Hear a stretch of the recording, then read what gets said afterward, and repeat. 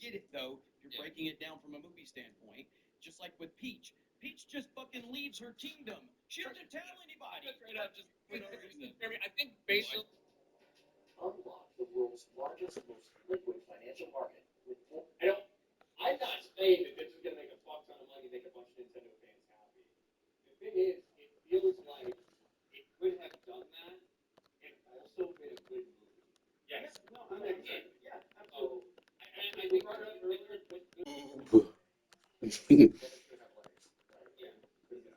Oh, wait, I'm sorry. So hold on. It's good. Yeah. 375 million worldwide 5 day. I'm sorry. 375. What's the first one do? Right at that. What was worldwide? 1.35. 1.3. And they pulled it kind of early. So go ahead, Ryan. I was just gonna say, for all intents and purposes, it might perform slightly better here domestically in that opening, or slightly worse. Could be slightly better internationally, or slightly worse. It's going to perform very similar to the first movie. Yeah. For sure. Oh yeah. I mean, it depends on the thing, because again, I know that when I said it pulled it early, it's just like it was still doing fine. When did they pull it, Ryan? That first one? They pulled it earlier than most people anticipated. Well, they put it on VOD early. There was still yeah. There was still, I mean, that obviously hits it. Right? Yeah. And also, man and women of both genders were like, what are you doing? It's doing fine. Give us some deal. Welcome to the world of Nintendo. You're always asking questions. Oh, what are they doing? What the fuck are you doing, Nintendo? That's the world of Nintendo, no matter what. Now, Superman, like, I understand why they put it on VOD when they did. I get it. Yeah.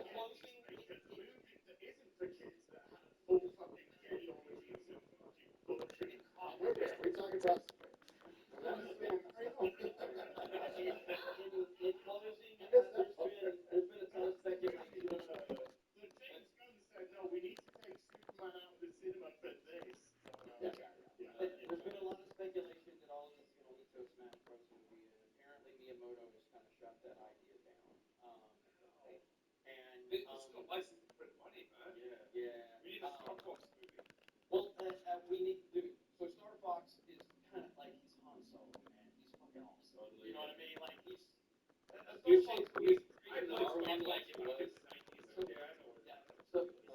Star Fox is not a huge IP on the game side. It's just not. It's just like Metroid. There's an idea. There's kind of an illusion that these games are massive. They're not really that big.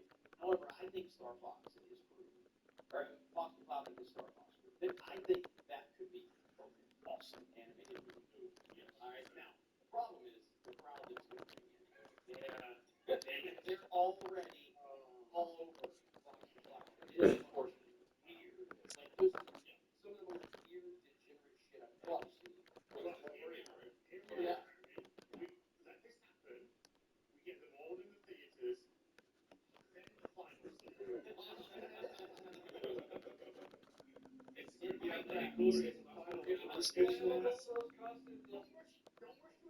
Somebody already tried that at a furry convention. It's it.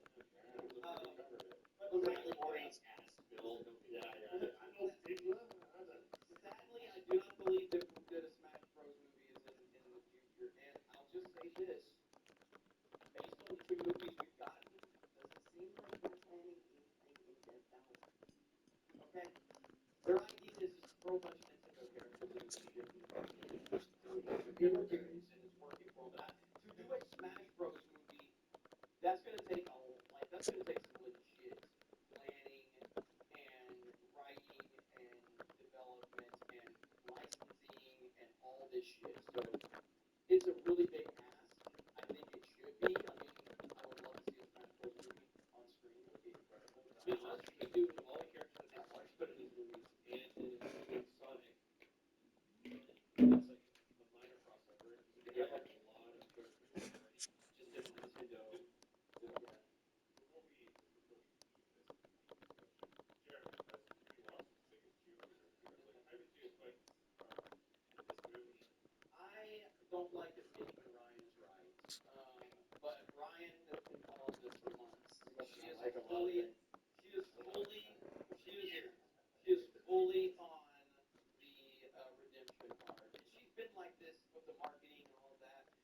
she's been very, very thankful we covered this.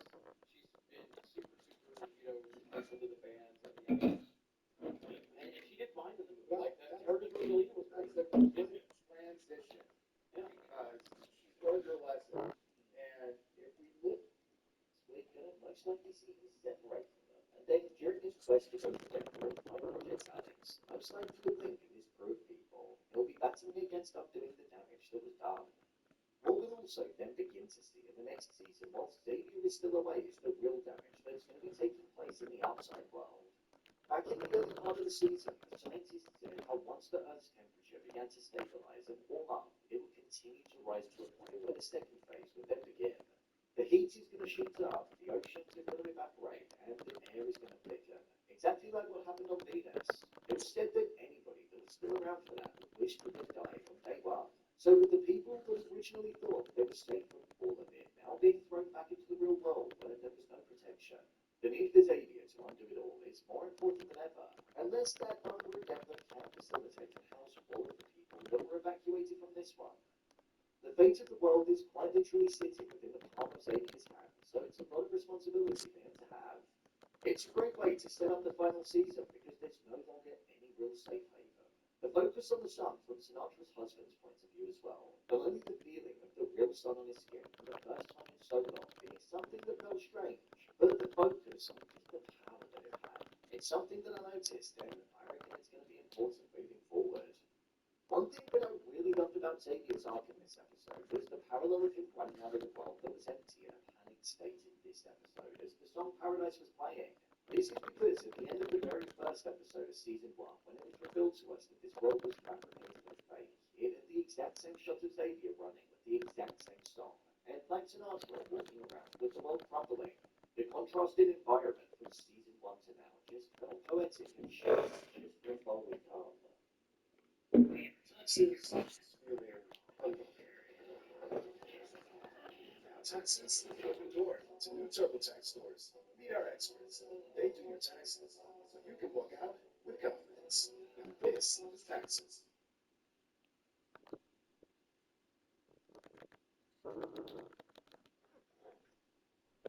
Understanding private markets is a passport to a new world of investment opportunities. See if Jane is still alive. One of the biggest revelations during this episode, outside of what Project Alex actually was that we actually saw that Jane wasn't killed by Gabby like we thought she was. As the bunker was going into Roundup, there was a shot of the shower that Jane was supposedly killed in, and the body was gone. This showed that she most likely managed to make it out of the bunker alive, and she's going to be involved in the final season of the show. This is something that I am glad about, because it felt strange that an entire episode that was solely focused on her in this season, or her to be killed off in the next one. Like I said earlier on in the video, I think this means she's going to have a large importance in the next season. That message that was sent back to 1997 quite literally shows that in the future, she's probably going to do something so catastrophic that's going to require Alex to send a message back to stop her from doing it. So I am intrigued to see exactly what that's going to be. She has her issues, and with Robbie trying to kill her, she's definitely going to be set on getting revenge. Jeremy and Robinson. Now, I'm not going to lie, I kind of found this entire story to be pretty pointless throughout this season of the show. I feel like they didn't quite know what to do with Agent Robinson, and it all just felt a bit like filler. I understand they contributed to the nuclear reactor failing, and a large reason as to why Exodus needed to be initiated, but I just found it to be a bit boring. Robinson honestly had no purpose in this season, other than maybe allowing us to see that Jeremy is more like his father than what she realized. When she was hit, we saw that she wanted to be left for dead and forced Jeremy to go on without her. However, as she lay there dying, we saw that he came back with support so that she'd be able to be rescued from inside of there. This to me felt like a Cal Bradford thing to do, and Jeremy almost turned the corner. I think she could actually be crucial in season 3, as just like Jarabi, she knows full well what Jane has been up to. Her deadly killer instincts, her responsibility in defending President Baines and Billy. So here's to hoping she's not just going to be plodding along the side again. My review of the episode. I thought this was a really strong finale. It felt like an old school finale in the sense that it genuinely answered a ton of the questions that had put to us throughout the entirety of the episodes that we were given in season 2. The identity of Alex was something that caused us to have a ton of theories, and thankfully we did actually get it answered. This episode had a ton of emotions embedded within it too, something that Vogelman is a master of, as we saw all throughout This Is Us, and when Sinatra was at her end, with a scene villain just appearing in the corner, it was one of the most tender moments that we'd seen throughout the entirety of the show. She had a smile on her face in what would be the present day for the first time. The show actually tackled grief in a unique way with Sinatra, and the way that she quickly and after losing her son villain showed the unconditional love that a mother can have towards her son, and the painful, frozen in time nature that one can have when they die. Sterling K. Brown is just easily becoming one of my favorite actors and people in the limelight. He just seems like a good soul in real life, and whether it's Xavier or Randall, two characters that feel very only good in this show. I can see why that's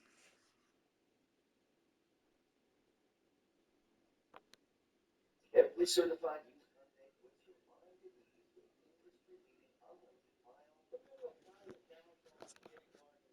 I haven't seen or heard anything about her. I wonder what happened. 2024 to 2000, a young lady from Southern California took over TikTok with a bunch of cooking videos. I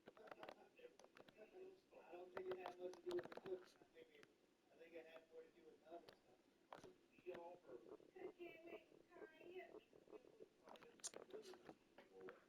Not only was she blowing on TikTok, but she was on Tidal, a very, very popular stream.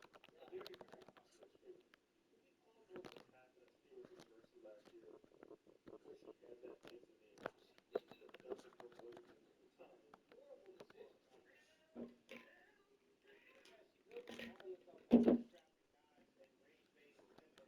There were a bunch of guys that were supposed to stand up for her and protect her from the hordes of women that were attacking her because we seen that she was a woman that was closest to her guy.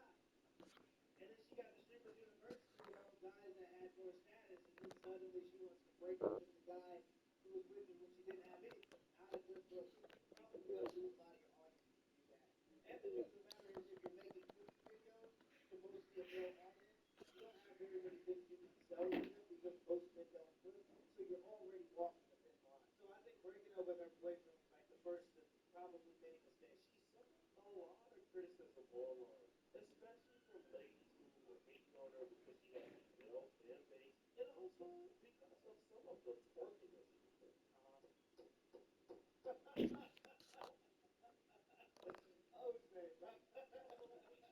The big thing cost her a lot of animosity.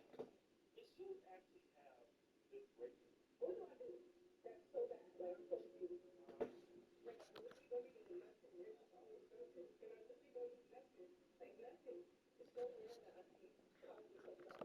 Yeah, well, it's because you broke up with the guy, and so all of the guys that were watching your content because you seem to be like a good girlfriend, they stopped watching it. Well, when your audience leaves, there's nothing left but the haters. Trust me.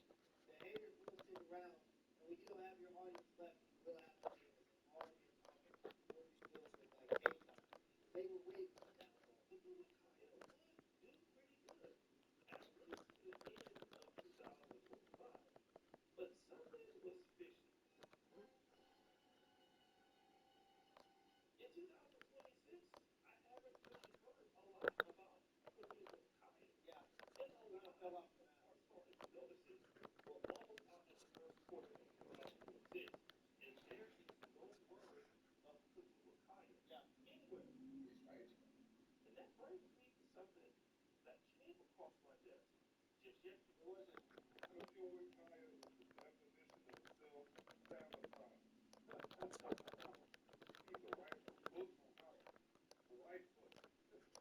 This time last year, you could scroll on any app without hearing her jingle. Wow, that's negative.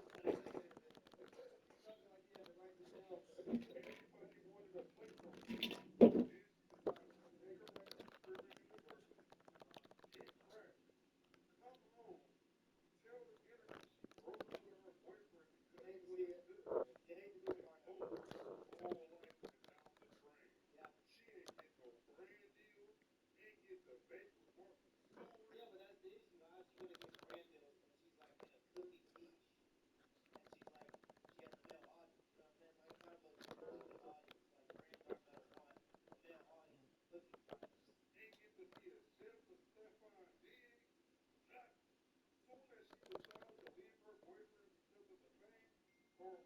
like, listen, Sam, I hope y'all really learn a very important lesson from this. Stop thinking you bigger than the program. Don't let the fan get to your head. And most important, don't leave behind the ones who only wanted to see the success. Yes, that's a big one. That's a big one. Stuff to put out the video, and again, folks thought he was ignorant. But when you really look at it, it makes sense. Like, let's look at some of the video games. Madden, again, this particular program right now has about 1.2 billion users. It's pretty good. But if you look at what's happening on for TikTok games, it's not very good at all. The last video was like 6,000 views, 64,000 views, then 38,000 views. Because as it stands, the video content is no longer making food content. Yeah, and for most people that might sound normal, but on TikTok you don't get paid any money. Like I know people who are on TikTok that are getting paid like $21 per million views. $21 per million views on TikTok because recently TikTok basically decided that they don't want to pay their content creators anymore. So it's a struggle on TikTok right now. You're getting 90,000 views on a video, but you're essentially making no money. And with such short form content like TikTok videos, 6-second clips, 20-second clips, you're not really making any money out of it. And when she was really popular, she didn't have her glasses in her. You go to the video, you'll see a whole bunch of people calling it out. Like this person, girl, they fell off. Let's get you back up there. Please do the intro. By the way, these are all like clips that are left that still want to see her like make some money. And now that she's been elevated to something different, probably into a better niche, so she's not just known as the girl that's shaking her butt. The Sims are mad, so they want her to keep going. That's my view.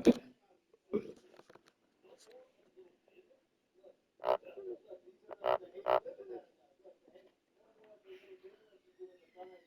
This is one of the women that hated her when she was pregnant with her boyfriend, that other guy who was the fitness model. But now that the guys are gone because she broke up with her boyfriend, the only thing that's left are the Sims and the haters. What's the bigger part? Right. What's happened? Someone has gotten tired of taking people's bait. This other person said, if y'all don't let her IQ dictate her stuff, nothing is that Yeah. serious. Well, to be fair though, like I said earlier, it was all like crazy women. So with rich crazy people, you can't be mad that people are mad, right? Like that's a part of the game. And it made me think about something just in general. What would make cooking with You gotta be honey able to tolerate the haters if you're gonna get raised not better. honest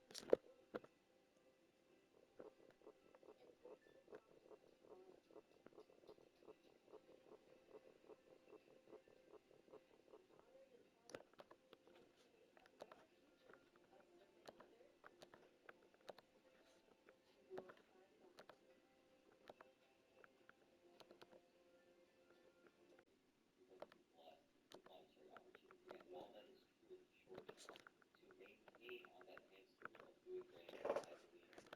would be making you look good? First of all, look at what Kaya is a short form content creator in the industry, right? Yeah. And that's a big difference. It's fun. Oh, brother. With the snake stuff, bro. Everybody is into gambling. Like, nobody can make a living without gambling anymore, bro. Like, if I see another advertisement with LeBron James and Kevin Hart for food for trying to get me to gamble, I'm going to throw myself off it. Like, I am sick. How much money do you think LeBron is? I know a lot of people don't care about that, but I'm like, bro, these people be doing